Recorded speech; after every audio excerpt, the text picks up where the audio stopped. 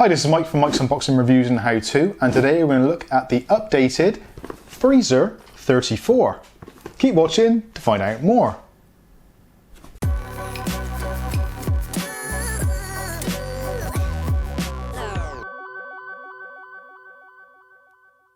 Okay, so we started off with the Ryzen 7 1700 and with the stock cooler. Not a bad cooler. You can probably see it in the background. Pretty nice. But no, wasn't enough. So then we moved on to the Arctic Freezer 33. A fantastic cooler, a few little niggles that needed ironing out, but all in all, a massive improvement. Then we moved to the Arctic Freezer 33, the Esports edition with 2 fans, color coded, awesome piece of kit. So, how are they going to up their game from there? Well, let's find out. Okay, so first impressions. Well, the box is taller. Now the main differences between these now are purely kind of incremental. It's not a massive shift like we had when we went from AMD FX to the Ryzen. It's more like Ryzen 1 to Ryzen 2 or Ryzen 1000 to 2000. So it's a performance boost, not a complete change of direction. So what are the main differences? Well, first of all, the fans. The fans have been updated. We've now got pressure optimized fans on the 34, whereas in the 33, they were relatively optimized, but not really static pressure. As you can tell with the new blades, we've got less fins on there, but with a more steep curve, so hopefully we're going to get more static pressure. Also, we've got a change in RPM.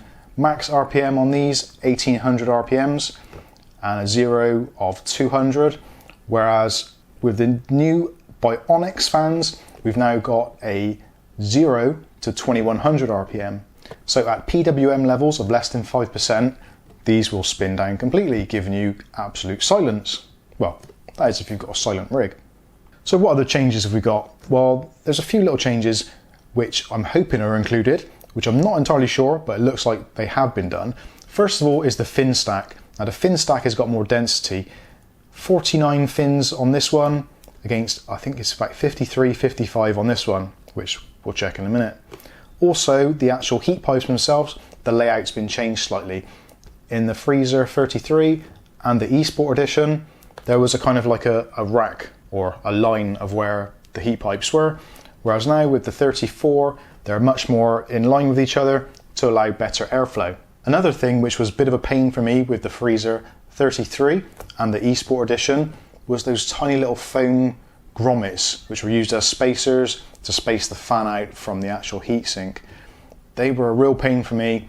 The adhesive wasn't great, and because the only surface contact they made was with the actual fins of the heatsink stack, there wasn't a lot to stick to, so quite often they'd come flying off and you'd lose them somewhere in the bottom of your chassis.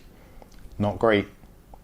In fact, it even led me to, on my particular installation with my 1700X, to resort to cable ties to keep the fans in place, which actually done a pretty darn good job. So anyway, I'm waffling on far too much. This is an unboxing channel after all, so really I should unbox this. And actually, secretly, I'm quite looking forward to this. So first of all, in the box we get a thank you for choosing Arctic. Well, thank you Arctic. Also, we get our QR code, as is pretty much the norm now with Arctic coolers. So you can scan that and you can get the full instructions. As Arctic have done in the past, we don't get an instruction manual in here. It's purely online. Some people may like that, some people may not, but it saves wasting paper, so in my mind it's a good thing. So in this box here, we get our selection of installation materials. So we get our Intel backplate. We also get a selection of standoffs, the metal bracket, and we get a sachet of MX4 cooling paste. Good stuff. And all of this is actually anodized or whatever it may be. It's basically coated, so it's all black, which is another great thing. Some of you may follow me on Instagram. I've noticed that on my previous cooler, the Arctic Freezer 33, the first one, I actually got the spray can out and spray painted those black bits and also the heat sink stack just to make it look a little bit more stealthy. But now they've gone ahead and done this for me, so no more rattle can. Now, talking of mounting options on this are AMD AM4 socket, Intel 1150, etc., and Intel 2011 and 2006.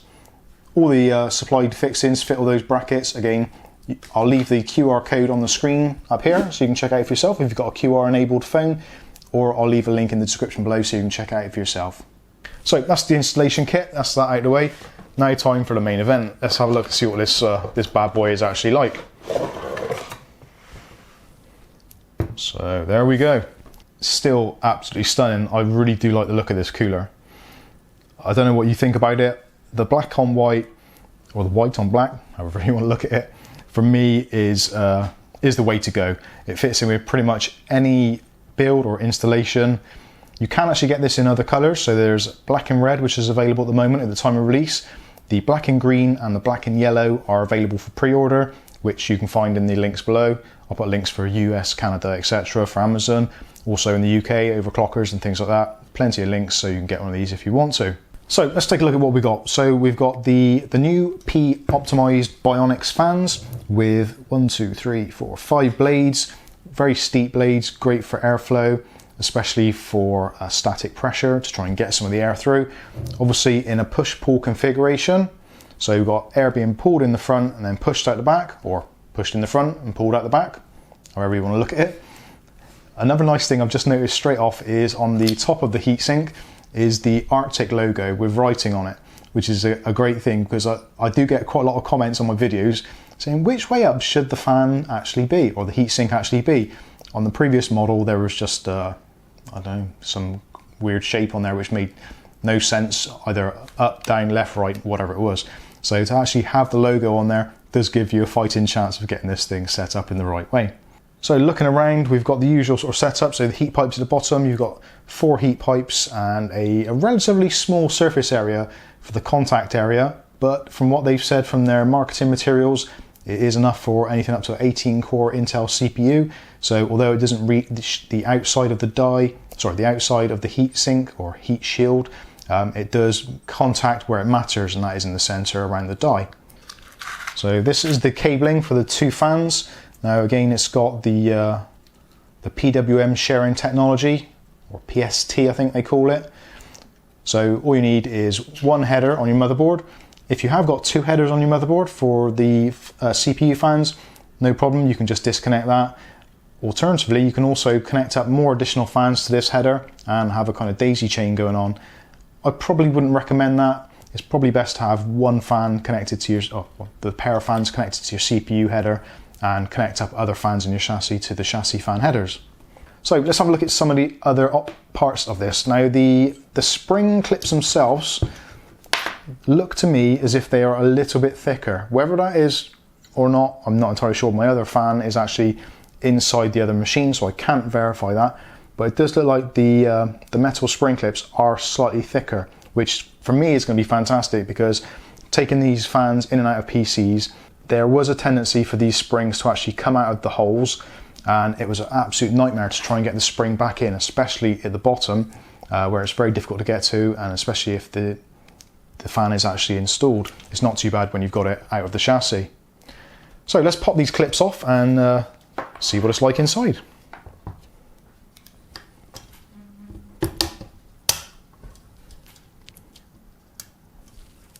So there's a slight tendency for those to come out. This is the one thing which I wish they would change. I much prefer the plastic clips like on the Cooler Master coolers, but I suppose it's not the end of the day. So with the spring clips off, so there we go. You've got a fan, so you've got rubber dampeners around the 4 corners and also around that edge where the fan is, so where it's actually pressed against the heatsink, there is a relatively nice cushion there. So with this fan, now actually that is a nice thing to see as well. I'm so glad this has happened. So on this fan, which is the rear one, they've actually put, looks to be rubber or maybe silicone pads, and they seem to be glued on or stuck on. They're on pretty good. So they are not going to come flying off when you least want it to, when you're trying to get this put into a system. So that is actually a welcome addition. Now, obviously, sometimes when you took these off on the previous models, you go to put them back on and you'd be like, oh, which one come off of which side? And you wouldn't have a clue. But now, like I said before, we've got the Arctic logo on there, you know which way is up. So obviously you know which one is front and which one is back, etc. Also, I've noticed in the aluminium, there's actually a ridge being cut or been made at the top and at the bottom, so you get the perfect placement for the fan, which again is another great feature. Previous models, it was all very flat, so the fans had a tendency to sort of move up and down.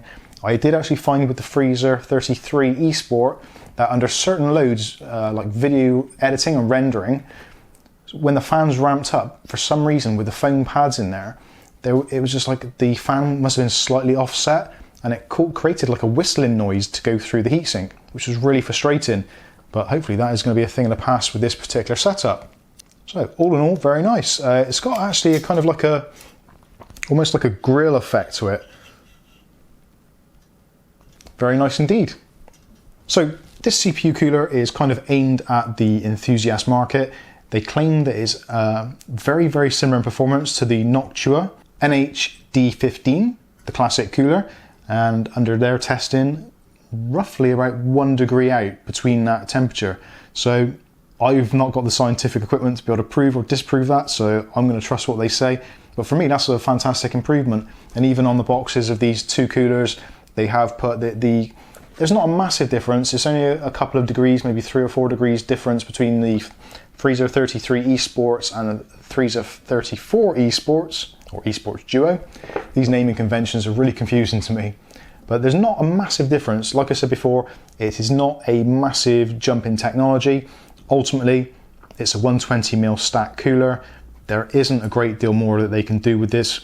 These designs have been around now for 10 years or more, and they're finding it harder and harder to gain more leverage out of these designs. But it's good to see that Arctic are actually kind of taking the bull by the horns and actually trying new things. The static pressure optimized fans, the changes they've made to the heatsink, the actual coating on the heatsink as well, which is supposedly a heat conductive kind of paint or coating. It's great to see them trying to innovate in a market which is really highly saturated, and there's not really a great deal they can do. So next thing to do, I suppose, is to see how easy this cooler is to fit now and what difference it makes. So let's install the cooler. Okay, so here we go. This is the fun part. Well, allegedly the fun part. So first of all, we need to sort out our mounting pillars. Now we're going to be using the standard AMD backplate, which you can see here. If for any reason you don't have your original AMD backplate, you can actually speak to Arctic's support center and they will provide you one, whether you pay for it, whether they give you it, I don't know. But it says on the website they'll help you out, so I'm telling you that. Okay, so we've got our standoffs. So we've got 3 lots of standoffs. So we've got one with 2 little markings on, which is your Intel 11 series. You've got the one with 1 marking on, which is your AM4. And you've got one with no markings on, which is your Intel 2011 and 2006, I believe. I'm not too well up on Intel. I don't use Intel a great deal, I've got to be honest with you. So yeah, there it is. So, and also that is the Intel bracket. So if you're fitting an Intel system, that is the bracket that you will be using. But we won't be needing that at the moment. So let's go ahead and stick on our AMD mounting pillars. I don't think these have to be particularly tight, just as long as they're firmly attached and screwed right in. If you have got a socket wrench handy, then you could maybe give them a little tighten up, but it should be fine with just thumb screws. So next thing to do is to mount the brackets onto the side of the cooler. So this is probably one of the more tricky bits actually. So you line up the bracket. Now if you're fitting AMD, then the boomerang shape goes inward. If you're doing it on an Intel cooler, then you flip it around the other way. But like I said, I haven't fitted one of these on an Intel cooler, so I'm not entirely sure. So if you're not sure, check out the manual. Well, no, don't check out the manual because there isn't one. Check out the website. So I'm just going to put the screws into this just to keep it all nice and firmly secured. And then we're going to do the same on the other side. Now, probably some of you in the comments are going to get really triggered for me spinning that around on the copper base, which is supposed to be kept perfectly flat and polished and all that kind of good stuff.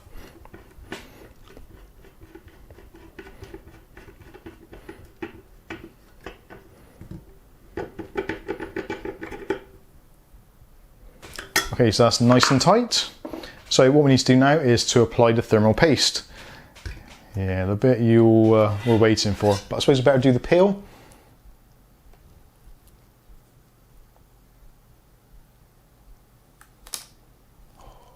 Nice peel, good job. Okay, so actually that looks quite well machined. Now what we need to do is to use the MX4 compound. If I'm looking at that camera and talking to that camera, don't be offended. So the best way of doing this is to put a line of MX4 along the heat pipes, which isn't always the easiest of things to do. We'll give it a go. This is going to be horrible. Actually, this is not quite as runny as the other stuff I've had.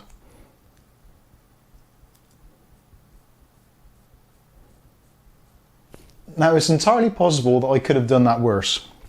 I honestly don't think I could, but, well, let's put a splodge in the middle, just to be on the safe side. If this still performs well after me applying this paste in such a crude fashion, then that says a lot for the cooler. Okay, right, let's get the motherboard ready. Stay. So now taking attention to the Arctic logo. In actual fact, we can probably line up the screws there, and that should fit on quite nicely. So the screws are just popping their heads above the level, and they've actually changed the design. So now we've got these kind of thumb screws. So you don't actually need a super long screwdriver to attach these. This side obviously you can't see very well because I've got my RAM in the way. So I'm just going to get these started with my fingers. So if you want to use a screwdriver to mount these, you can do, which I think I will now.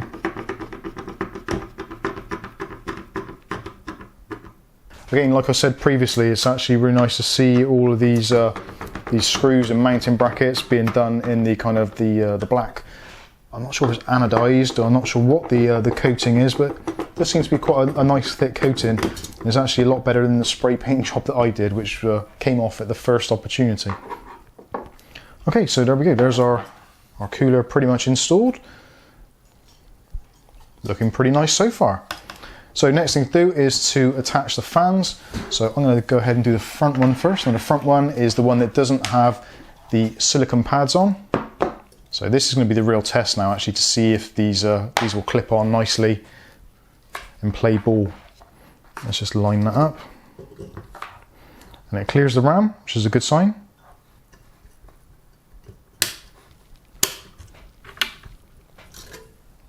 Nice. So that one's clipped in, no problems at all, and the actual clips themselves do not appear to have dislodged. Yeah, excellent, good job so far. So let's try with the other side now. Now, like I said before, we've got this ridge which runs all the way down here and here, which again you can't really see on that camera because the ISO is horrendous. But there is actually a ridge down here and a ridge down here. Okay, so this next fan is the one with the silicone pads on. So again, let's think about the routing. So I think actually I'll do it there. I can run the cable through there.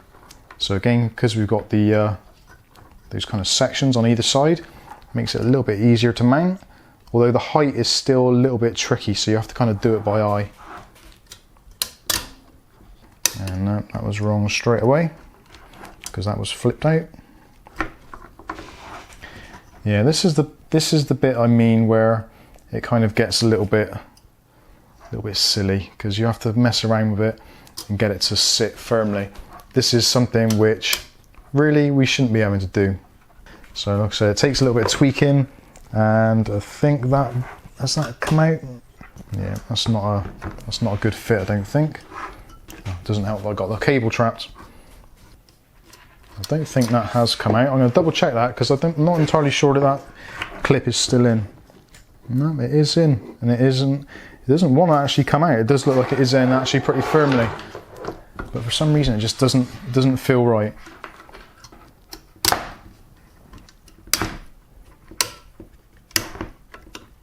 Not a fan of those spring clips. I really do dislike them.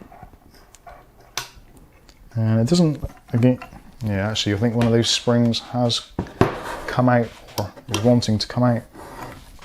Yeah, it does need some manipulation to just kind of give it a little tweak to get it in. It would be a lot easier if there was some way of attaching the thumb screws with the fans actually intact. It is a real pain. If this motherboard and the whole lot was inside a chassis, it would be so much more difficult to do. This is the one downside of Arctic cooling fans, these spring clips. It's not just Arctic, Deep Cool have them, various other companies use them. I would so much rather have some kind of plastic clamp on there, or plastic clip, which literally just goes in and you can't do anything with. It just fits. The spring clip idea was mostly came around to give people a little bit of flexibility for the fans to raise them or lower them. Obviously you haven't got that option in this because they are in a fixed place.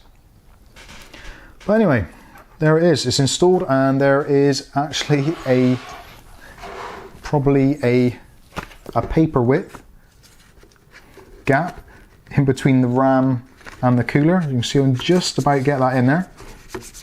So it is very close tolerance, but it hasn't hit it, so we like that. That's good. They're thinking about what RAM people are going to be using. I got the RAM in slots 1 and 3, so in some cases I've had to put the RAM into slots 2 and 4, that kind of thing. So yeah, pretty good, not bad. A little bit fiddly, but there you go. So I'm going to put it back into the case now, get some temperature readings, and I'll come back to you with my final thoughts. Okay, so that is the cooler installed, and it actually looks great, but I really miss RGB. The AMD RGB ring on that stock cooler, there's something about it, I just love that LED ring, it's just an amazing thing. But anyway, the cooler's in there, it looks really nice, it looks quite stealthy, and the RGB lighting in the case shines off the white blades really nicely. I'll try and get you some nice B-roll shots of that so you can see what it looks like. But final thoughts. So definitely a much better improvement on the previous 33. So I had to look then, make sure that is the 33. Yes, 33. So a big improvement on the 33. The clips, although still fiddly, didn't pop out, actually stayed in place. I didn't lose any little foam bits because of the silicone pads being firmly adhesed to the fan. Absolutely brilliant. Really happy with that. Essentially, they both look pretty much the same. There isn't a great deal in it. The Arctic logo on the actual heatsink cooler is a nice addition and makes installation a lot simpler. Everything's installed. Yeah, generally I'm really happy. I don't think I can fault it. I'm running a stress test, and I ran it previously with the AMD cooler in, which I'll show you a JPEG so you can see what the temperatures are like. But I'm pretty sure we were getting in the 60s, maybe 64, 65 degrees under load, which for this chip is about what you'd expect in a good airflow case. But at the moment, it's been running for a good 10 minutes or so, and we're at 46 degrees. That's nearly 20 degrees less than the stock cooler. I wasn't expecting that, if I'm brutally honest. 5 degrees, 10 degrees, yeah, sure, no problem. But that's a big drop. That really is a big drop. So if idle temperature is your thing, and you're using an AMD stock cooler, then totally get one of these, rip it off the shelf, stick it in your system. If you've already got maybe a Freezer 33, a Freezer 33 Esports, or the CO edition, then maybe not such a necessary upgrade. Maybe a sideways upgrade, perhaps, in regards to temperatures, but it's certainly very cool and very quiet. All I can hear is a whisper of air traveling through the case, which is fantastic, and that's under full load. So if I stop this, now actually the idle temperature, again, that really surprised me. With the stock cooler, I was looking about 30 to 31 degrees as the idle temperature. Just Windows, nothing running, as simple as it can be, just idling along. This cooler, 24 degrees. Now in the house it's probably about 21, 22 degrees, so maybe 1 or 2 degrees above ambient is an amazing result. Again, the InWin case is a really good case, and some of the credit must go to InWin for that, but still, this cooler is performing awesome, really impressive. So I'm gonna stop that now. And I did actually notice that doing the benching of the CPU, stress CPU I said earlier, doing the bench of the CPU, I actually managed to get a couple more points out of it on the XFR. So because it's keeping a bit cooler, it's giving it a little bit more juice and providing a little bit more performance. So there's definitely some headroom to overclock this thing to crazy limits. So we're gonna have some fun with that. But I'm just gonna open up the previous document, the old, just so you can see. So yeah, I was getting 31 degrees, I'll get the other camera on it, 31 degrees on the idle and 64 degrees under load, and results of about 4,000 on the CPU multi-thread test. So not bad at all. So in summary, is it worth the money? Definitely yes. Is it much better than the Freezer 33? Maybe. No definitive answer there. It's pretty good, but it is not sort of massive improvement. At the moment, the Freezer 34, that's a real hard thing for me to say these days. The Freezer 34 is actually cheaper at the moment than the Freezer 33 on the Arctic Cooling site. I'll put the links for that in the show notes below so you can check out it for yourself. I'll also put some links for Amazon, so if you do buy one of these and you want to get it from Amazon, those affiliate links will certainly help out the channel, and we would really appreciate that. But yeah, at the moment, this is the cheaper option, so if you're going to upgrade one, then you might as well get it. No reason not to. So that is my review, unboxing, and my appreciation actually for the Freezer 34. If you've got any comments or questions, stick them in the comments section below. In the meantime, I've been Mike. This is Mike's Unboxing Reviews and How To, and we'll catch you in the very next video. Thanks for watching.